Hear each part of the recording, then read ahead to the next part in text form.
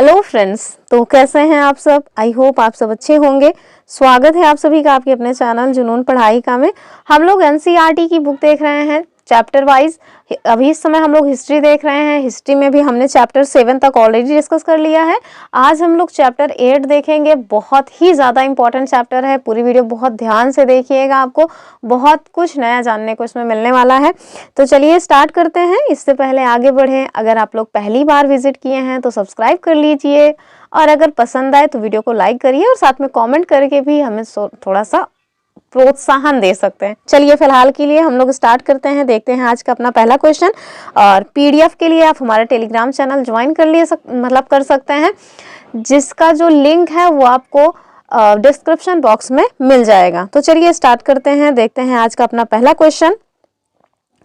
यहाँ आपसे पूछा जा रहा है कि जो तमिल क्षेत्र है, यानी कि जो हमारा दक्षिण भारत वाला रीजन है, उसमें आप देखेंगे तमिलनाडु वाला रीजन है। ठीक है, यह तमिलनाडु एक राज्य है एग्जैक्टली। तो वहां आप देखिए कि तमिल क्षेत्र में जो बड़े जमींदार होते थे उन्हें क्या कहा जाता था। ये आज की बात नहीं हो रही है, ये बहुत पहले की बात है। तो आपसे जो पूछा जा रहा है कि उस टाइम पे बड़े जमींदारों को क्या कहा जाता था, हमारे पास ऑप्शंस हैं वेल्लार। ये एग्जैक्टली आप देखेंगे कहीं कहीं आपको ये बेल्लार देखने को मिलेगा और कहीं कहीं आपको ये देखने को मिलेगा वेल्लला। ठीक है, तो वेल्लला तो आपको जहां भी देखने को मिले समझ लीजिएगा कि इसी बात मतलब कि इसे जो है सेगमेंट से जुड़ा हुआ है। और दूसरा कह रहे हैं किसान, तीसरा कह रहे हैं कडेसियर, चौथा कह रहे हैं दास। तो आप लोगों को पता होगा कि जो दक्षिण भारत वाला रीजन है, यानी कि जो तमिल वाला रीजन है, वहां पे जो बड़े जमींदार हुआ करते थे, मतलब जिनके पास 100, 200, 400 ऐसे एकड़ में जमीन हुआ करती थी, उन्हें बड़े जमींदार कहा जाता था। और उन्हें उस टाइम पे बोला क्या जाता था, उनके लिए स्पेसिफिक एक वर्ड यूज किया जाता था जिसको हम कहते थे वेल्लला या फिर वेल्लार। ठीक है, जो भी आपको मिले ऑप्शन में आप टिक करके आगे बढ़ सकते हैं।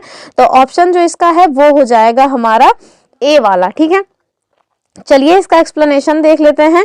यहाँ आप देखिए, यहाँ पे आपको बताया गया है, ये डायरेक्ट एनसीईआरटी की किताबों से लिया गया है, कहीं इसमें कोई मिलावट आपको नहीं मिलेगी। यहाँ आपसे बता रहे हैं कि इस उपमहाद्वीप के दक्षिणी तथा उत्तरी हिस्सों में अधिकांश गांवों में कम से कम 3 तरह के लोग रहा करते थे, यानी कि जो हमारा दक्षिण भारत है उसमें भी और जो हमारा उत्तर भारत है उसमें भी, दोनों की बात कर रहे हैं कि यहाँ पे जो लोग रह रहे थे उसको 3 पार्ट्स में डिवाइड किया गया था, या उनका जो डिवीजन था वो 3 टाइप से किया हुआ था। जैसे आप देखेंगे कि जो तमिल क्षेत्र वाला रीजन है, यानी कि जो तमिल क्षेत्र है, वहां पे जो बड़े भूस्वामी हुआ करते थे उन्हें वेल्लला कहा जाता था। जो साधारण हलवाहे होते थे उन्हें कहते थे उड़वार। और जो भूमिहीन मजदूर होते थे, जिनके पास बिल्कुल भी खेती बाड़ी नहीं हुआ करती थी, दूसरों के खेतों पे जाकर काम करना पड़ता था, उन्हें कहते थे दास कडेसियर। ठीक है, और साथ में अधिमई भी कहा जाता था। तो ये सारी शब्दावलियां बड़ी इंपॉर्टेंट हैं। क्या कि जो बड़े भूस्वामी थे उन्हें वेल्लला कहा जाता था, साधारण जो हल चलाने वाले लोग थे उन्हें उड़वार कहते थे, और जो भूमिहीन मजदूर थे उन्हें दास कडेसियर या फिर अधिमई कहा जाता था। ये कहाँ की बात है, ये दक्षिण भारत की बात है, यानी कि जो हमारा तमिल वाला रीजन है वो। जबकि उत्तर भारत में आप देखेंगे तो इससे आपको अलग चीजें मिलेंगी। आप देखेंगे कि उत्तरी हिस्से में या उत्तरी भारत में जो गांव के प्रधान हुआ करते थे उन्हें हम कहते थे ग्राम भोजक। ठीक है, तो जो गांव के प्रधान थे उन्हें हम कहते थे, एक मतलब प्रधान का मतलब आज के जैसे प्रधान नहीं, मुखिया टाइप का समझ लीजिए कि गांव में कोई एक व्यक्ति होंगे जिन्हें मुखिया माना जाएगा कि यही गांव के जो है सर्वे सर्वा है, यही सारे करता धरता है, तो उस टाइप की बातें हैं। तो उन्हें कहा जाता था ग्राम भोजक। और आप देखेंगे कि अक्सर एक ही परिवार के लोग इस जो ग्राम भोजक वाला पद है इस पर कई पीढ़ियों तक बने रहते थे। यानी कि आप ये समझिए कि ये जो ग्राम भोजक वाला पद था ये वंशानुगत था, यानी कि दादा थे ग्राम भोजक, दादा का पोता भी ग्राम भोजक बनेगा, दादा के पुत्र भी ग्राम भोजक बनेंगे, उनके पुत्र के पुत्र भी ग्राम भोजक बनेंगे। महिलाओं की तो वैसे भी कोई गिनती नहीं थी, तो जाहिर सी बात है कि पुत्र ही बनते रहे होंगे। ठीक है, आगे देखिए, यानी कि ये पद जो है ये कैसा था, आनुवांशिक था। इधर आप देखेंगे कि ग्राम भोजक के पद पर आमतौर पर कौन रहते थे, तो जो गांव के सबसे बड़े भूस्वामी हुआ करते थे, यानी कि जो लैंडलॉर्ड थे वो रहा करते थे। ऐसा नहीं है कि गरीब किसान जो है वो बन जाएंगे ग्राम भोजक, तो ऐसी व्यवस्था नहीं थी। अभी जो सिस्टम है, हालांकि सिस्टम कहने की बात है, आज भी आप देखेंगे जो गांव के प्रधान वगैरह होते हैं ना, तो वो जो गांव के सबसे जो है धनी वगैरह होते हैं, उन्हीं लोगों के पास की बात होती है गांव का चुनाव लड़ना, क्योंकि इतना ज़्यादा पैसा खर्चा होता है। लेकिन हमारा जो संविधान है वो भले ही दिया हुआ है कि भाई गाँव में कोई XYZ है, उसके पास वहाँ का वो मतलब कि निर्वाचन जो क्षेत्र है उसमें उसका नाम है, तो वो जो है चुनाव वगैरह लड़ सकता है। बाकी तो सब समझदार हैं, कितना कौन चुनाव लड़ता है। आगे देखेंगे, साधारणतः जो इनकी जमीन पर इनके दास और मजदूर काम किया करते थे, और इसके अतिरिक्त जो प्रभावशाली होने के कारण जो है प्रायः राजा भी टैक्स वसूलने का जो काम हुआ करता था वो किन्हें दे दिया करते थे, तो यही जो ग्राम भोजक थे उनको। ठीक है, आगे आप देखिए कि कभी कभी जो ग्राम भोजक है ये न्यायाधीश यानी जज के रूप में भी काम किया करते थे, और पुलिस का भी काम कभी कभी ये कर लिया करते थे। तो उत्तर भारत में ग्राम भोजक का जो पद है वो बड़ा इंपॉर्टेंट माना जाता था। ठीक है, यहाँ आप देखिए कि ग्राम भोजक तो हो गया कि मतलब कि ये तो सबसे जो हाई पोस्ट थी या हाईएस्ट लेवल था किसी व्यक्ति का, वो है। उसके अलावा भी लोग रहते थे, वही अकेले थोड़ी ना गाँव में रहते थे। तो आगे देखिए कि ग्राम भोजक के अलावा अन्य स्वतंत्र कृषक भी आपको मिल जाते हैं, और उन्हें क्या कहा जाता था, तो उत्तर भारत में जो अन्य स्वतंत्र कृषक थे उन्हें कहा जाता था गृहपति, यानी कि गृहपति। ठीक है, आगे देखिए, इनमें से ज्यादातर छोटे किसान ही हुआ करते थे, और इसके अतिरिक्त कुछ ऐसे स्त्री पुरुष भी थे जिनके पास अपनी जमीन नहीं होती थी, और इनमें दास कर्मकार आया करते थे, यानी कि जिनके पास अपनी खुद की जमीन नहीं थी वो जो है क्या कहलाते थे उत्तर भारत में, तो उनको कहा जाता था दास कर्मकार। जैसे दक्षिण भारत में हमने देखा कि उन्हें कड़ैसियार कहा जाता था, वैसे ही आप उत्तर भारत में देखिए कि इन्हें दास कर्मकार कहा जाता था, और ये दूसरे की जमीन पर काम करके अपनी आजीविका को चलाते थे। ठीक है, तो उत्तर भारत में जो है सबसे जो बड़े किसान थे या जमींदार टाइप के थे उन्हें क्या कहते थे, ग्राम भोजक, जबकि जो दक्षिण भारत है वहां कहा जाता था वेल्लार या वेल्लला। ठीक है, तो ये सारे पॉइंट्स हैं, इन्हें याद रखिएगा। चलिए हम देखेंगे अपना नेक्स्ट क्वेश्चन। अब यहाँ देखिए, यहाँ आपसे इस टाइप से मैंने कई सारे क्वेश्चंस यहाँ पे रखे हुए हैं ताकि आपको सारी शब्दावलियां एकदम क्लियर हो जाएं। कह रहे हैं कि छोटे और स्वतंत्र किसानों को क्या कहा जाता था, तो ये थोड़ा सा इसमें गलत हुआ है, हालांकि देख के समझ आ जाएगा। तो छोटे और जो स्वतंत्र कृषक थे इनको क्या कहा जाता था। अब देखिए ऑप्शंस है हमारे पास, ग्राम भोजक, गृहपति, श्रेणी या वल्लला या वल्लाल। देखिए इसको एक बार देख करके हमारे मन में ये डाउट आ सकता है ना कि दक्षिण भारत का पूछ रहे हैं या उत्तर भारत का, क्योंकि दोनों जगह अलग अलग कहा जाता था। तो ऑप्शंस देख करके हमें ये समझ आ जाता है कि उत्तर भारत का पूछा जा रहा है या दक्षिण भारत का। क्यों? क्योंकि ऑप्शंस ही वैसे दिए हैं। जैसे आप देखिए ऑप्शन डी वाला हम देखेंगे कि जो वल्लाल है, अभी ऊपर हम देख के आ रहे हैं कि दक्षिण भारत में जो मतलब कि जमींदार किस्म के लोग थे उन्हें कहा जाता था, तो ये ऑप्शन तो हट ही गया। और आप देखिए ग्राम भोजक, ये भी मतलब कि सबसे बड़ी पोस्ट थी, यानी कि सबसे बड़े जो जमींदार उत्तर भारत में थे उनको यहाँ पे जो है ग्राम भोजक कहा जाता था, तो ये भी हट गया।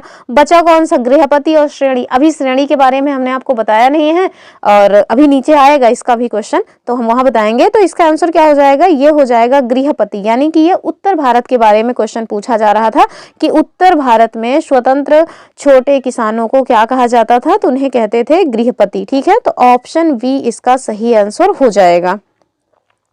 नेक्स्ट क्वेश्चन देखेंगे हम लोग, और जो हमारा नेक्स्ट क्वेश्चन है वो क्या पूछ रहा है, कह रहे हैं कि संगम कालीन जो दक्षिण भारतीय संपन्न किसान थे उन्हें क्या कहा जाता था। तो दक्षिण भारत में संपन्न किसानों को क्या कहा जाता था, अभी हम लोग ऊपर देख के आ ही रहे हैं। ऑप्शंस देखिए, ग्राम भोजक तो ये तो बात ही नहीं है क्योंकि ये उत्तर भारत की बात है। वल्लार तो ये जो है दक्षिण संपन्न किसान, हाँ तो ठीक है यही होना भी चाहिए। कड़ैसियार तो जो है संपन्न किसानों को कड़ैसियार, और उड़वार तो बेचारे जो है हलवाहे वगैरह थे। तो जो इसका आंसर हो जाएगा ना, ये हो जाना चाहिए हमारे ख्याल से ऑप्शन बी वाला। बी क्यों होगा? सी होगा, सी हो जाएगा। इसका ऑप्शन जो होगा सी हो जाएगा कि जो दक्षिण भारत में भारतीय किसान या संपन्न किसान थे दक्षिण भारत में, उन्हें क्या कहा जाता था, तो उन्हें वल्लाल ही कहा जाता था। क्योंकि वही अब जो जमींदार हैं उनके भी खेत में खेती ही तो हो ही रही थी ना, तो इसी वजह से हैं तो वो कृषक ही, भले ही खुद ना करके दूसरों से करवा रहे हैं लेकिन माने तो जाएंगे कृषक ही ना। तो जो स्वतंत्र किसान थे उन्हें कहते थे वल्लाल। ठीक है, option C is the right answer. आगे देखेंगे हम लोग अपना अगला क्वेश्चन, और यहाँ आपसे पूछ रहे हैं कि जो सुदर्शन झील है, क्वेश्चन बहुत पूछा जाता है। जब हमने टेट दिया था तब ये क्वेश्चन पूछा गया था, और आज टेट नहीं दिए थे, काफ़ी टाइम हो गया है टेट दिए। इवन 2020 में शायद टेट हुआ था, उस टाइम पे हमने टेट दिया था, तो उसमें ये क्वेश्चन पूछा गया था जो 6 to 8 का एग्जाम होता है उसमें, ठीक है। और यही इसी टाइप के ऑप्शंस भी थे। चलिए, कह रहे हैं सुदर्शन झील का निर्माण सबसे पहले किसके द्वारा करवाया गया, और ऑप्शन है हमारे पास चंद्रगुप्त मौर्य, स्कंदगुप्त, रुद्रदामन या फिर अशोक महान। तो इसका जो सही आंसर होगा वो हो जाएगा हमारा चंद्रगुप्त मौर्य, ठीक है। चलिए, यहाँ इसके बारे में आपको कुछ और बता देते हैं। जैसे सुदर्शन झील जो है वो भारत का एक प्राचीन जल संरचना है, ठीक है। आप देखेंगे सुदर्शन झील भारत के गुजरात राज्य में स्थित एक ऐतिहासिक झील है, तो ये भी हमें याद रखना चाहिए कि गुजरात राज्य में है सुदर्शन झील। और ये मौर्य काल की एक अद्भुत इंजीनियरिंग उपलब्धि है, इसे भारत की सबसे पुरानी झीलों में से एक माना जाता है। और ये सारे जो पॉइंट्स है ना, ये मैंने गूगल से लिया है। आगे देखेंगे, यहाँ आप देख लीजिए सुदर्शन झील का इतिहास। तो सबसे पहले आप देखिए जो सुदर्शन झील है उसकी जो नींव पड़ी है और जो सर्वप्रथम उसको बनवाया गया वो कब बनवाया गया, तो मौर्य काल में जो मौर्य चंद्रगुप्त मौर्य थे ना, उनके द्वारा बनवाया गया था। और जो चंद्रगुप्त मौर्य हैं ये मौर्य जो है वंश के संस्थापक भी माने जाते हैं, तो उन्हीं के टाइम पीरियड में ये बनवाया गया था। आगे देखिए, आगे चल करके जो मतलब कि चंद्रगुप्त मौर्य के पोते हुए मतलब अशोक महान, उनके द्वारा भी इसमें काम करवाया गया। और क्या काम करवाया गया, तो झील का जीर्णोद्धार करवाया गया, ठीक है। तो अशोक के द्वारा झील का पुनः मतलब कि जीर्णोद्धार करवाया गया। कहीं कुछ प्रॉब्लम हुई होगी, कहीं से उसमें लीकेज वगैरह हो रहा था, तो ये सारी चीज़ों को उन्होंने करवाया था।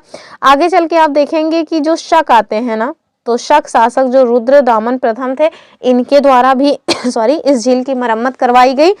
और इतना ही नहीं, उसके बाद जब गुप्ता एज आया यानी कि गुप्त काल जब आया, तो उस गुप्त काल में जो स्कंदगुप्त थे, इन्होंने भी इस झील का पुनर्निर्माण करवाया। तो कोई एक व्यक्ति के हाथ की ये बनवाई झील नहीं है। सबसे पहले इसको चंद्रगुप्त मौर्य के टाइम पीरियड में बनवाया गया, फिर अशोक ने इसका पुनर्निर्माण करवाया या जीर्णोद्धार करवाया। फिर आप देखें कि जो शक शासक थे रुद्रदामन प्रथम, उनके द्वारा भी जीर्णोद्धार करवाया गया। और आगे चल करके गुप्त वंश के जो शासक हुए स्कंदगुप्त, उनके द्वारा भी इस झील का पुनर्निर्माण करवाया गया। तो मतलब कई सारे लोगों का मिला जुला स्वरूप है, तब आज आपको ये देखने को मिल रही है, अभी भी जीवित है। चलिए आगे देखेंगे अगला क्वेश्चन। आपसे यहाँ पूछा जा रहा है कि संगम कालीन व्यापारिक नगर थे। कौन कौन से संगम कालीन व्यापारिक नगर थे वो आपको बताना है। पुहाड़, तोंडी, उरैयूर या फिर ऑल ऑफ द अबव। तो इसका जो सही आंसर हो जाएगा वो हो जाएगा हमारा ऑप्शन डी वाला, यानी कि जो भी आपको दिखाई पड़ रहे हैं, चाहे वो पुहाड़ हो, तोंडी हो या उरैयूर हो, ये सभी संगम कालीन व्यापारिक नगर में शामिल थे, ठीक है। तो उपरोक्त सभी हो जाएंगे। आगे देखते हैं हम लोग अपना अगला क्वेश्चन। और जो हमारा अगला क्वेश्चन है वो क्या है, तो थोड़ा छोटा करते हैं वरना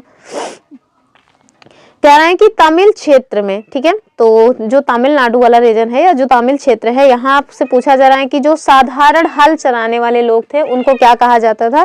तो ऑप्शंस है हमारे पास वेल्लार और किसान, कदैसियर या फिर दास। तो जो है जो हल चलाने वाले लोग थे उन्हें तो उड़ैयार कहा जाता था ना, तो वो तो यहाँ है नहीं, तो वेल्लार तो होगा नहीं, किसान भी नहीं होगा, तो दास, कदैसियर, इसमें से क्या हो जाना चाहिए। तो इसका जो सही आंसर हो जाएगा वो हो जाएगा किसान। किसान हालांकि नहीं होगा, नहीं, इसका जो अभी हम ऊपर देख के आ रहे हैं ना कि तमिल क्षेत्र में जो लोग मतलब कि हल चला रहे थे उन्हें क्या कहा जाता था, तो उन्हें कहा जाता था उड़ैयार, ठीक है। क्या कहा जाते थे, तो उड़ैयार कहा जाता था, ऊपर हमने देखा ही था। तो ये इसको छोड़ करके आप इसे उड़ैयार मान लीजिए, ठीक है। आगे देखते हैं हम लोग अपना अगला क्वेश्चन सॉरी। और जो हमारा अगला क्वेश्चन है उसमें कह रहे हैं कि तमिलनाडु या तमिल क्षेत्र में जो भूमिहीन मजदूर थे उन्हें किस रूप में जाना जाता था। तो जो भूमिहीन मजदूर थे, अब यहाँ वो पूछा जा रहा है जो हमने आपको पहले वाला पैराग्राफ पढ़ाया है उसी में से ये सारे क्वेश्चंस बने हैं। अब ठीक है, कहीं कहीं कुछ प्रॉब्लम हो जाती है, लेकिन आप अगर वो पॉइंट्स याद रखेंगे, उसमें जो 4-5 पॉइंट है, तो इस टाइप के कोई से भी क्वेश्चन घुमा फिरा के बने, हो सकता है मैच द फॉलोइंग में बन जाए, या फिर ऐसे लिख के दे सकते हैं, एक साइड जो है मतलब कि ये लिख दिए कृषक, मजदूर और ये सारी चीजें, और एक साइड उनका जो तमिल में बोला जाता था ये लिख दिए, और आपसे पूछ रहे हैं कौन सा सही मैच नहीं है, यानी कि सामने सामने में कौन सा गलत है, या फिर आपको मैच करने के लिए दे सकते हैं क्रॉस टाइप का। तो क्वेश्चंस किसी भी तरह से बन सकते हैं, आप बस उस पॉइंट्स को याद रखिएगा जो हमने पैराग्राफ में बताया है। कह रहे हैं कि तमिल क्षेत्र में भूमिहीन मजदूर किस नाम से जाने जाते थे। तो हमारे पास ऑप्शंस क्या हैं, कदैसियार, वेल्लार, किसान या फिर इनमें से कोई नहीं। तो जो भूमिहीन मजदूर थे, आपको पता है कि जो वेल्लार थे वो तो सबसे बड़े यानी कि जमींदार हुआ करते थे। तो इसका जो ऑप्शन हो जाएगा वो हो जाएगा हमारा ऑप्शन ए वाला, यानी कि कदैसियार, कदैसियार के नाम से उन्हें जाना जाता था। अगला देखेंगे हम लोग, अगला क्वेश्चन क्या है, कह रहे हैं कि देश के उत्तरी भाग में ग्राम प्रधान को जाना जाता था। तो आज के जैसे ग्राम प्रधान नहीं है, मैंने बता ही दिया, जमींदार टाइप के थे उस टाइम पे। और हमारे पास ऑप्शंस क्या हैं, गृहपति, वेल्लार, ग्राम भोजक या दास। तो हमने इसको बहुत अच्छे से देखा है कि जो लोग उत्तर भारत में जमींदार किस्म के लोग थे उन्हें हम क्या कहते थे, उन्हें हम कहते थे ग्राम भोजक। ठीक है, तो option C is the right answer. Next question हम देखेंगे। यहाँ आपसे पूछा जा रहा है कि निम्नलिखित में से कौन ग्राम भोजक का कार्य है, यानी कि जो गांव के मतलब कि मुखिया टाइप के लोग थे या गांव के जो प्रधान थे उनका काम क्या था, ये आपसे पूछा जा रहा है। हमारे पास ऑप्शन क्या है, कह रहे हैं कि गांव से टैक्स वसूली। तो हमने बताया था ना कि राजा कभी कभी टैक्स वसूलने का जो काम है वो इनको दे दिया करते थे, कभी कभी ये न्यायाधीश के रूप में और पुलिस के रूप में भी काम किया करते थे। तो यहाँ दूसरा क्या कह रहे हैं कि न्यायाधीश के रूप में कार्य करना और कभी कभी एक पुलिसकर्मी के रूप में भी काम करना। और ऑप्शन सी है कि ये भी दोनों, डी कह रहे हैं कि नन ऑफ द अबव।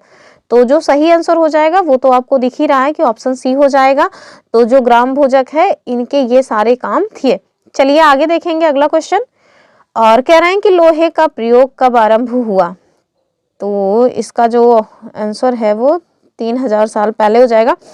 हाँ, 3000 साल पहले हो जाएगा। चलिए ठीक है, कह रहे हैं कि लोहे का प्रयोग कब आरंभ हुआ, आपको ये बताना है। आज से कह रहे हैं कि 5000 साल पहले, 4000 साल पहले या 3000 साल पहले या इनमें से कोई नहीं। तो इसका जो सही आंसर होगा वो हो जाएगा आज से 3000 साल पहले जो है लोहे का प्रयोग आरंभ हुआ था। तो याद रखिएगा इसको। वैसे इस टाइप का क्वेश्चन इस तरह से तो नहीं पूछा जाएगा, जब भी इस तरह का क्वेश्चन पूछा जाएगा ना वो क्रोनोलॉजी लगाने में आएगा और ये चीजें नहीं लिखी रहेंगी। वो जो आज से 3000 साल पहले है या 4000 साल पहले, इस तरह से चीजें लिखी नहीं जाएंगी। 4-5 घटनाएं दे दी नहीं, मतलब दे दी जाएंगी और आपसे पूछा जाएगा कि इसको आप क्रोनोलॉजी में लगाइए। तो इस टाइप के क्वेश्चंस आजकल बनने लगे हैं, तो इन सब पे थोड़ा ध्यान रखिएगा। और एनसीईआरटी में तो दरअसल इसी तरह से बताया गया है ना कि आज से 3000 साल पहले ये घटना हुई, आज से 4000 साल पहले ये घटना हुई, आज से 8000 साल पहले ये घटना हुई, 12000 साल पहले ये घटना हुई। तो हम लोग क्रम से देखते हुए आ रहे हैं और मतलब कि मतलब जो शब्द क्या बोलते हैं, ये जो तिथियां हैं आज से इतने साल पहले क्या घटनाएं घटी हैं, इसको भी हम अलग से बताते हुए चल रहे हैं, हर वीडियो में बताते हुए चल रहे हैं। तो आप लोग चाहें ना तो उसको क्रम से स्क्रीनशॉट ले करके और एक क्रम में अपने पास पीडीएफ बना करके रख सकते हैं, क्योंकि एनसीईआरटी की चीजें हैं वो हर जगह काम आती रहेंगी। चलिए फिलहाल के लिए इसका ऑप्शन सी हो जाएगा, आज से 3000 साल पहले। अगला क्वेश्चन हम देखेंगे और ये क्वेश्चन कई बार रिपीट हुआ है और रिपीट होने के पीछे का रीजन भी यही है कि आप लोगों को एकदम रटा जाए, क्योंकि क्वेश्चन इंपॉर्टेंट है। कह रहे हैं कि दक्षिण भारत यानी तमिल क्षेत्र में बड़े भूस्वामियों को क्या कहा जाता था। टाइम लॉस ना करते हुए ऑप्शन ए करके ठीक आगे बढ़ेंगे, यानी कि वेल्लार। और आगे देखते हैं अगला क्वेश्चन। तो जो हमारा उत्तर भारत है उसमें ग्राम प्रधान क्या कहलाता था, तो ग्राम भोजक कहलाता था। टाइम नहीं लॉस करना है ऐसे क्वेश्चंस में। फिर हम देखेंगे, कह रहे हैं कि उत्तर भारत में जो स्वतंत्र कृषक थे उन्हें क्या कहा जाता था, तो उन्हें गृहपति कहा जाता था, यानी ऑप्शन बी हो जाएगा। ठीक है, चलिए आगे देखते हैं। कह रहे हैं कि कई शिल्पकार और व्यापारियों ने संघों का गठन किया, जिन्हें किस रूप में जाना जाता था। तो ये इंपॉर्टेंट क्वेश्चन है, ये क्वेश्चन कई बार पूछा गया है। कह रहे हैं गृहपति, तो गृहपति तो नहीं होगा, अभी ऊपर हम देख क्या ही रहे हैं। सभा समिति, यहाँ पे इसका कोई मतलब ही नहीं है। सभा समिति ये सभी ना ऋग्वेद की घटनाएं थी, यहाँ नहीं है। और इसका जो सही आंसर हो जाएगा वो हो जाएगा हमारा ऑप्शन डी वाला, यानी कि श्रेणी। तो कई शिल्पकार और व्यापारियों के द्वारा जो संघ बनाया जाता था उसको कहा जाता था श्रेणी। ठीक है, आगे देखते हैं अगला क्वेश्चन। इसके बारे में भी नीचे और भी चीजें हैं बताई गई हैं, बताएंगे हम आपको। कह रहे हैं कि भारतीय उपमहाद्वीप में लोहे का प्रयोग कब स्टार्ट हुआ। तो अभी हमने ऊपर देखा ना कि आज से 3000 साल पहले भारतीय उपमहाद्वीप में लोहे का प्रयोग स्टार्ट हुआ, यानी ऑप्शन सी। अगला क्वेश्चन देखिए, कह रहे हैं कि तमिल क्षेत्र में साधारण हलवाओं को क्या कहा जाता था। तो ऊपर हम देख के आ रहे हैं कि उड़वार कहा जाता था, साधारण जो हलवाहे थे उन्हें। चलिए अब कुछ नया क्वेश्चन आया है उसको देखिए। कह रहे हैं कि भरूच बेरी गाजा ये क्या था एग्जैक्टली। तो एक आपको शब्दावली टाइप की मिलेगी और जिसमें आपको बताना है कि ये जो भरूच या बेरी गाजा है ये क्या है एग्जैक्टली, किसके लिए ये फेमस था? हमारे पास ऑप्शंस क्या क्या हैं? नौका थी, मतलब कि कोई एक नौका थी उसका नाम था ये भरूच, या फिर एक जहाज का नाम था, या फिर बंदरगाह था, या फिर शहर था। तो आप देखें कि इसका जो सही आंसर होगा वो हो जाएगा हमारा ऑप्शन सी वाला, यानी कि एक बंदरगाह था भरूच या बेरी गाजा। ठीक है, चलिए इसका एक्सप्लेनेशन देख लेते हैं। और ये आपको कहाँ से लिया गया है? तो साफ साफ जाहिर सी बात है कि हम लोग इसको एनसीईआरटी की किताब से डायरेक्ट लिए हुए हैं। सारे क्वेश्चंस भी एनसीईआरटी की किताब से हैं, एक्सप्लेनेशन भी एनसीईआरटी से ही है, तो सब कुछ चीजें एनसीईआरटी से ही मिल रही हैं आपको। यहाँ देखिए जो बेरी गाजा है ये भरूच का यूनानी नाम है, यानी कि यूनान में या यूनानी भाषा में आप देखेंगे कि जो भरूच है उसको क्या कहते हैं? बेरी गाजा कहते हैं। आगे देखिए कह रहे हैं कि बेरी गाजा एक सकरी खाड़ी में समुद्र से आने वालों के लिए नाव चला पाना मुश्किल, बहुत मुश्किल होता है। ठीक है, तो क्योंकि जो बेरी गाजा है वो बहुत ही सकरी खाड़ी है, तो इसमें नाव का चलना थोड़ा मुश्किल काम था, ये यहाँ पे आपसे बता रहे हैं। आगे देखिए कह रहे हैं कि राजा के द्वारा नियुक्त जो कुशल और अनुभवी स्थानीय मछुआरे थे वही यहाँ पे जहाज ले आ जा सकते थे, क्योंकि उनको ना एक्सपीरियंस हो गया था। अब मतलब वो वहीं पे रह रहे थे तो उनको अनुभव था कि कैसे मतलब कि हम यहाँ पे जहाज ले आ जा सकते हैं। ठीक है, आगे देखिए कि जो बेरी गाजा है यहाँ पे शराब, तांबा, टिन, सीसा, मूंगा, पुखराज, कपड़ा, सोना और चांदी ऐसे जो सिक्के थे उनका आयात किया जाता था। और साथ में हिमालय की जड़ी बूटियां, हाथी दांत, गोमद, कार्निलियन, सूती कपड़ा, रेशम तथा इत्र, ये सारी चीजें यहाँ से बेची जाती थी। तो बेरी गाजा जो मतलब कि बंदरगाह था वहाँ पे हम लोग बाहर से क्या क्या आयात करते थे? फिर से देख लीजिए कि हम लोग शराब, तांबा, टिन, सीसा, मूंगा, पुखराज, कपड़ा, सोना और चांदी का जो सिक्का है उसको आयात करते थे।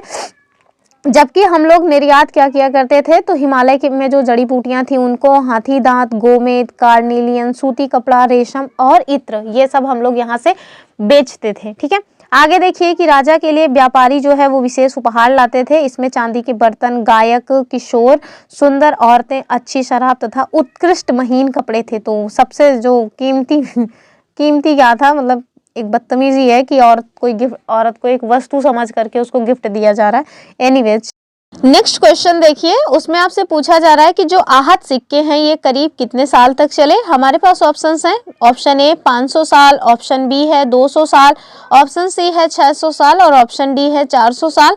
तो इसका जो सही आंसर हो जाएगा वो हो जाएगा हमारा ऑप्शन ए, यानी कि 500 सालों तक चला है जो आहत सिक्के रहे हैं वो। अगला क्वेश्चन देखिए क्या कह रहे हैं? कह रहे हैं कि अगले क्वेश्चन में आपसे पूछ रहे हैं जो अधिकांश गृहपति हुआ करते थे वो कैसे जमींदार थे? ऑप्शंस है हमारे पास, बड़े जमींदार थे, या फिर मध्यम थे, या फिर छोटे, या फिर इनमें से कोई नहीं। तो इसका जो सही आंसर होगा वो हो जाएगा हमारा ऑप्शन सी वाला, यानी कि जो गृहपति होते थे वो छोटे जमींदार थे। अगला क्वेश्चन देखते हैं हम। यहाँ आपसे पूछा जा रहा है कि पंच चिन्ह वाले सिक्के किससे बने होते थे? ऑप्शन हमारे पास गोल्ड यानी सोना, सिल्वर यानी चांदी, कॉपर यानी तांबा, या फिर आइवरी। तो इसका जो सही आंसर हो जाएगा वो हो जाएगा ऑप्शन बी, यानी कि सिल्वर या चांदी के बने हुए होते थे। अगला क्वेश्चन हम देखेंगे, और जो हमारा अगला क्वेश्चन है वो हमसे पूछ रहा है कि जिन लोगों के पास अपनी खुद की जमीन नहीं थी और वे दूसरों के लिए काम किया करते थे उन्हें हम क्या कहते थे? और हमारे पास ऑप्शन है किसान। तो किसान वर्ड तो हमने कहीं यूज ही नहीं किया, तो जाहिर सी बात है कि ये तो होगा नहीं। गृहपति ऊपर हम देख के आ रहे हैं कि ये छोटे किसान जो थे या छोटे जो जमींदार थे उन्हें कहा जाता था, तो ये भी नहीं होगा। अगला देखेंगे, कह रहे हैं कि विल्लार। तो विल्लार जो है वो दक्षिण भारत में जो बड़े जमींदार थे उन्हें कहते थे। तो इसका जो सही ऑप्शन हो जाएगा वो हो जाएगा हमारा ऑप्शन सी, यानी कि दास कर्मकार कहा जाता था, जो अपनी खुद की जमीन पर काम न करके दूसरों की जमीन पे काम करके अपनी आजीविका चलाते थे, यानी ऑप्शन सी वाला। अगला क्वेश्चन हम देखते हैं। हमारा जो अगला क्वेश्चन है आपसे पूछ रहे हैं कि जो रिंग वेल है इसका उपयोग किसके लिए किया जाता था? तो हमारे पास ऑप्शन क्या है? नहाने के लिए, कपड़े धोने के लिए, सिंचाई के लिए, या फिर ड्रेनेज सिस्टम। तो आप देखेंगे कि इसका जो प्रयोग किया जाता था, चाहे आप इसको ड्रेनेज सिस्टम बोले या फिर सिंचाई बोले, मतलब दोनों बात एक ही है, तो आप इसको ऑप्शन सी डी कुछ भी मान लीजिए। अगला क्वेश्चन देखिए, कह रहे हैं कि तमिल की प्राचीनतम रचनाएं क्या कहलाती हैं? और हमारे पास ऑप्शन क्या है? संगम साहित्य, वैदिक साहित्य, जैन साहित्य, या फिर बौद्ध साहित्य। तो इसका जो सही आंसर होगा जाहिर सी बात है कि वो संगम साहित्य हो जाएगा, यानी कि तमिल की जो प्राचीनतम रचनाएं हैं वो संगम साहित्य कहलाती हैं। अगला क्वेश्चन क्या है? कह रहे हैं कि उत्तर भारत में कपड़ा उत्पादन का जो मुख्य केंद्र था वो कौन सा था, और हमारे पास ऑप्शंस क्या हैं, पटना, दूसरा ऑप्शन है मथुरा, तीसरा आप देखिए वाराणसी, चौथा देखिए इलाहाबाद। तो इसका जो सही आंसर होगा वो हो जाएगा हमारा वाराणसी, यानी ऑप्शन सी। तो अब जब हमने उत्तर भारत में देख लिया तो जाहिर सी बात है कि दक्षिण भारत में भी तो कपड़ा उत्पादन हुआ रहा करता होगा, ऐसा तो नहीं बस उत्तर भारत में ही होगा। तो चलिए अब आप बताइए कि दक्षिण भारत में कपड़ा उत्पादन का जो मुख्य केंद्र था वो कौन सा था, और हमारे पास ऑप्शंस क्या क्या हैं, मदुरै, पुणे, त्रिचनापल्ली या फिर उपरोक्त सभी। तो ज्यादातर बच्चे उपरोक्त सभी मारने में बिल्कुल नहीं हिचकिचाते, तो लेकिन इसका उपरोक्त सभी उत्तर ना होकर के हो जाएगा हमारा मदुरै। ठीक है, तो उत्तर भारत में वाराणसी था और दक्षिण भारत में मदुरै कपड़ा उत्पादन का मुख्य केंद्र। अगला क्वेश्चन देखेंगे हम। कह रहे हैं कि सबसे पुराने सिक्कों को क्या कहा जाता है। ऑप्शन क्या है, आहत सिक्के, चांदी के सिक्के, सोने के सिक्के या फिर उपरोक्त सभी। तो जो सबसे प्राचीन सिक्के थे या प्राचीनतम जो सिक्के हैं उन्हें कहा जाता था आहत सिक्के। ठीक है, अगला क्वेश्चन हम देखेंगे।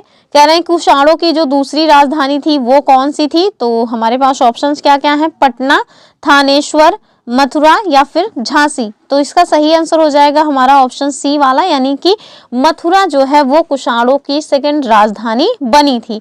अगला क्वेश्चन देखिए। कह रहे हैं कि जो वलय कूप है ये किसके लिए प्रयुक्त होता था। हमारे पास ऑप्शन क्या है, नाली के लिए, कूड़ेदान के लिए, गुसल खाने के लिए या सभी के लिए। तो आप देखेंगे कि डायरेक्ट साफ साफ उसमें लिखा हुआ है एनसीईआरटी में जी जो वलय कूप थे वो नाली, कूड़ेदान और गुसल खाने के लिए प्रयोग किए जाते थे, यानी कि ऑप्शन जो डी है वो सही हो जाएगा, यानी सभी के लिए इसको यूज किया जाता था। अगला क्वेश्चन हम देखेंगे और जो हमारा 28 नंबर का क्वेश्चन है वो आपसे कह रहे हैं कि मथुरा के अभिलेखों में किनका उल्लेख मिलता है। और हमारे पास ऑप्शन है सुनार का, बुनकर और लोहार का, टोकरी तथा माला बनाने वालों का या फिर इन सभी का। तो जो मथुरा से अभिलेख मिला है उसमें आप देखिए सुनार का भी उल्लेख मिलता है हमको, बुनकर का भी उल्लेख मिलता है, टोकरी बनाने वाले जो माला बनाने वाले लोग थे इनका भी उल्लेख मिल जाता है, यानी कि उपरोक्त सभी इसका सही आंसर हो जाएगा। अगला क्वेश्चन देखिए। कह रहे हैं कि शिल्पकार और व्यापारी जो संघ थे इन्हें क्या कहा जाता था। अभी ऊपर हमने देखा ही था कि ये श्रेणी कहलाते थे। ठीक है, और ये देखिए इसका जो एक्सप्लेनेशन है वो यहाँ दिखा देते हैं हम। तो यहाँ देखिए साफ साफ लिखा है कि अनेक शिल्पकार तथा व्यापारी अपने अपने संघ बना करके रहते थे जिन्हें श्रेणी कहा जाता था। ठीक है, तो जो मतलब कि शिल्पकार और व्यापारियों के द्वारा अपना संघ बनाया गया था उसको कहा जाता था श्रेणी। और शिल्पकारों की जो श्रेणियां हैं इनका काम क्या था, तो इन्हें प्रशिक्षण देना, कच्चा माल उपलब्ध कराना और इसके साथ साथ जो तैयार माल था उसका वितरण करना। जबकि व्यापारियों की जो श्रेणियां थी वो क्या काम करती थी, तो ये संचालन का मतलब व्यापार के संचालन का काम करती थी। और श्रेणियों को आप देखेंगे कभी कभी ये बैंक के रूप में भी काम किया करती थी जहां पे लोग जाकर के अपना पैसा वगैरह जमा कर सकते थे। तो इसको भी हमें याद रखना है। नेक्स्ट क्वेश्चन क्या है, कह रहे हैं कि वस्त्र उत्पादन के लिए कौन से प्रसिद्ध केंद्र थे। और हमारे पास ऑप्शन क्या है, अभी ऊपर हालांकि हमने देखा है लेकिन फिर से आप बताइए, क्वेश्चन का जो नेचर है वो इसमें चेंज है। वाराणसी मदुरै, मथुरा वाराणसी, केरल बिहार, अंग अवंती। तो इसका जो सही आंसर होगा वो क्या हो जाएगा, ऑप्शन ए हो जाएगा। उत्तर भारत में वाराणसी प्रसिद्ध था, दक्षिण भारत में मदुरै प्रसिद्ध था वस्त्र उत्पादन के लिए।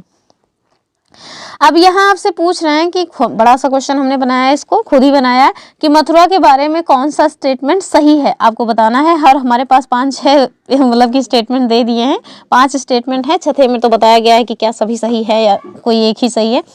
तो बताइए कौन सा कथन सत्य है। पहला कह रहे हैं कि ये 2500 साल से ज्यादा समय से एक महत्वपूर्ण नगर के रूप में रहा है।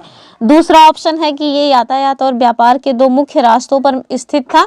तीसरा ऑप्शन है कि इसमें से एक रास्ता उत्तर पश्चिम से पूरब की ओर और जो दूसरा रास्ता था वो उत्तर से दक्षिण की ओर जाता था। ठीक है, चौथा कह रहे हैं कि शहर के चारों ओर किलेबंदी थी और इसमें अनेक मंदिर भी थे और आसपास के किसान तथा जो पशुपालक थे वो शहर में रहने वालों के लिए भोजन जुटाने का काम किया करते थे। अगला कह रहे हैं कि मथुरा जो है वो बेहतरीन मूर्तियां बनाने का केंद्र था और लगभग 2000 साल पहले जो मथुरा है वो कुषाणों की दूसरी राजधानी के रूप में भी उभरी। और कह रहे हैं कि ऑप्शन एफ में कह रहे हैं कि सारे के सारे स्टेटमेंट सही हैं। तो भैया इतना बड़ा सा है तो जाहिर सी बात है कि इतना कौन फालतू की चीज़ें करेगा, तो सब सही होगा तभी बताया जाएगा। तो इसका जो सही आंसर है वो हो जाएगा उपरोक्त सभी, यानी कि एफ वाला जो ऑप्शन है वो एकदम सही है। अब देखिए कुछ इंपॉर्टेंट पॉइंट्स हैं जो हमें जानने चाहिए, जैसे आपको अरिकामेडु के बारे में जानना चाहिए। और ये अरिकामेडु कहाँ है, तो ये भैया पुदुचेरी में है। और ये है क्या एग्जैक्टली, तो आप देखेंगे कि ये भी एक बंदरगाह था और यहाँ से कुछ मतलब कि इम्पॉर्टेंट चीज़ें आपको देखने को मिलेंगी। और यहाँ देखिए कि आज से लगभग 2200 से 1900 साल पहले जो अरिकामेडु था ये क्या था, तो एक पत्तन था, यानी कि एक बंदरगाह था। यहाँ दूर दूर से आए हुए सामान जो है वो उतारे जाते थे। यहाँ ईंटों से बना एक ढांचा मिला है जो संभवतः गोदाम रहा हो। और यहाँ भूमध्य सागरीय क्षेत्र के एम्फोरा जैसे पात्र भी मिले हुए हैं। इनमें शराब या तेल जैसे तरल पदार्थ रखे जा सकते थे।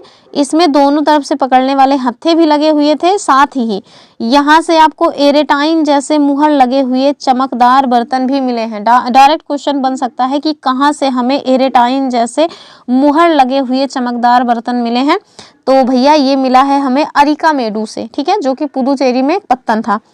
आगे देखिए कह रहे हैं कि इन्हें इटली के एक शहर के नाम पर एरेटाइन पात्र के नाम से जाना जाता था। और इसे मुहर लगे जो सांचे हैं उस पर गीली चिकनी मिट्टी को दबा करके बनाया जाता था। तो ये भी कुछ इंपॉर्टेंट पॉइंट्स हैं जिन्हें हमें जानना चाहिए। जैसे हमने सारे के सारे वीडियोस में जो मतलब कि सन दिए हुए हैं, आज से कितने साल पहले कौन सी घटना घटी है वो बताया, तो इसमें भी देख लीजिए। जो उपमहाद्वीप है इसमें लोहे की जो शुरुआत है वो आज से लगभग 3000 साल पहले हो गई थी। दूसरा देखिए कि जो लोहे का प्रयोग है इसमें बढ़ोतरी, यानी कि नगर में आहत सिक्के और जो हथियार औजार कुल्हाड़ी गणासा ये सब बनाना स्टार्ट हुआ है वो आज से 2500 साल पहले हुआ है। यानी कि 3000 साल पहले लोहे को जो है खोज लिया गया, या ये कहें कि लोहे का जो उपयोग है वो स्टार्ट हो गया। लेकिन लार्ज स्केल पे आप देखेंगे कि लोहे के फाल बनाए जाने लगे, कुल्हाड़ियाँ बनाई जाने लगी, हंसिया गड़ासा ये सब जो बनाए जाने लगे वो आज से 2500 साल पहले बनना स्टार्ट हुआ। इसके साथ अगला पॉइंट आप देखिए कि जो संगम साहित्य है इसकी रचना कब शुरू हुई, तो आज से लगभग 2300 साल पहले इसकी रचना स्टार्ट हुई है। और अरिकामेडु का जो पत्तन है वो कब का है, तो आज से 2200 से 1900 साल पहले। तो ये देखिए सब कुछ एकदम मतलब कि क्रम से लगा भी है। अगर आपसे आ जाए कि सबसे पहले जैसे चार मतलब शब्द लिख दिए जाएं कि लोहे की शुरुआत, लोहे का प्रयोग, संगम साहित्य की रचना, अरिकामेडु का पत्तन, और आपसे कह दिया जाए कि इसको क्रोनोलॉजी में लगाइए, तो आप देखिए कि ये क्रोनोलॉजी में ऑलरेडी लगा हुआ है। चलिए अगला क्वेश्चन हम लोग देखते हैं। ये आपको मतलब हर चैप्टर में कुछ ना कुछ विदेशों के बारे में बताया गया, तो आज यहाँ जो है रोम के बारे में बताया गया है। यहाँ आप देखिए कि जो रोम है ये यूरोप के सबसे पुराने शहरों में से एक है, जिसका विकास लगभग तभी हुआ था जब गंगा के मैदान में शहर जो है वो बस रहे थे। रोम एक बहुत बड़े साम्राज्य की राजधानी था, ये याद रखिएगा। और साथ में यह जो है यूरोप, उत्तर अफ्रीका और पश्चिम एशिया तक फैला साम्राज्य था। इसके सबसे महत्वपूर्ण शासकों में से एक शासक हैं जिनका नाम था ऑगस्टस। इन्होंने आज से करीब 2000 साल पहले शासन किया और इनके द्वारा एक स्टेटमेंट दिया गया है कि जो रोम है वो ईंटों का शहर था जिसे मैंने संगमरमर का बनवाया। आगे देखिए ऑगस्टस और उनके बाद के जो शासक हैं इन्होंने कई मंदिर तथा महल भी बनवाए। ऑगस्टस ने बड़े बड़े रंग महल, जिसको एम्फी थिएटर कहा जाता था, उसको भी बनवाया। और इसमें चारों तरफ से दर्शकों के बैठने के लिए जो सीढ़ी नुमा जगह हैं वो भी हुआ करती थी। यहाँ लोग विभिन्न प्रकार के कार्यक्रम देख सकते थे। उन्होंने स्नानागार बनवाए जहाँ स्त्री तथा पुरुष दोनों के लिए अलग अलग समय निर्धारित किए गए थे। और यहाँ पे लोग एक दूसरे से मिलना जुलना भी करते थे और आराम करते थे। बड़े बड़े जलवाही जो है इसके जरिए शहर में स्नानागार, फव्वारे तथा गुस्सल खाने के लिए पानी भी लाया जाता था। तो ये देखिए उसका चित्र भी आपको यहाँ पे दिखा दिया गया है। आगे देखते हैं सिक्कों के बारे हमने अभी ऊपर देखा ना, सिक्कों के संबंधित एक दो क्वेश्चंस भी हमने सॉल्व किए थे, तो उसके बारे में देख लीजिए कि किस तरह से जो सिक्के हैं उनका मतलब कि काम धाम चलता था। तो यहाँ देखिए आपको बता रहे हैं कि जो सबसे पुराने सिक्के हैं वो कैसे सिक्के हैं, तो सबसे पुराने जो सिक्के हैं वो आहत सिक्के थे जो करीब 500 साल तक चले। ठीक है, इसका जो ये देखिए चित्र वगैरह आपको नीचे दिखाया गया है। और यहाँ बता रहे हैं कि चांदी या तांबे के सिक्के पर विभिन्न आकृतियों को आहत, आहत मतलब होता है ना आहत करना, यानी कि घायल करना या पीटना, तो वही है, पीट पीट करके बनाया जाता था इसको, इसी वजह से इसे मतलब कि आहत सिक्का कहा जाता था। और देखिए ना, ये बता भी रहे हैं कि इसको आहत करके बनाए जाने के कारण ही आहत सिक्का कहा जाता था। तो आहत करना मतलब पीटना, पीट पीट करके इसको बनाया गया है। आप लोगों ने देखा होगा, गाँवों में रहते होंगे तो जो मतलब किसान वगैरह हैं वो लोग गणासा या जो कुल्हाड़ी है या मतलब कि फावड़ा वगैरह है ना, उसको ले जाते हैं पीट पीट करके बनवाने के लिए, पिटवाने के लिए।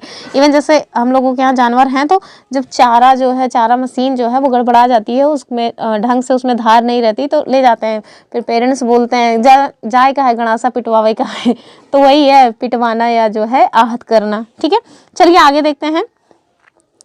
ये एनसीईआरटी के डायरेक्ट क्वेश्चन है, यहाँ एनसीईआरटी से क्वेश्चन लिए गए हैं। आप देखेंगे कि जो एनसीईआरटी की बुक्स हैं उसमें ना पीछे आपके लिए क्वेश्चन सॉल्व करने के लिए दिया रहता है कि आप खुद भी देखें कि जो आपने चैप्टर पढ़ा है क्या उसके क्वेश्चंस आपसे बन रहे हैं या नहीं बन रहे हैं। तो चलिए देख लेते हैं, आपको सही जवाब ढूंढना है।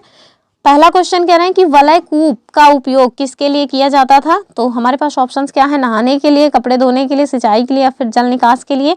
तो भैया ये जो है जल निकास करने के लिए इसका यूज किया जाता था वलय कूप का। ठीक है, यहाँ देखिए कह रहे हैं कि आहत सिक्के किसके बने होते थे, चांदी के, सोना के, टिन का या फिर हाथी दांत का। तो अभी हमने ऊपर देखा, अभी जस्ट ऊपर देख के आ रहे हैं कि जो आहत सिक्के थे ये चांदी और तांबा का बनते थे। किसके, तो चांदी और तांबा के बनते थे।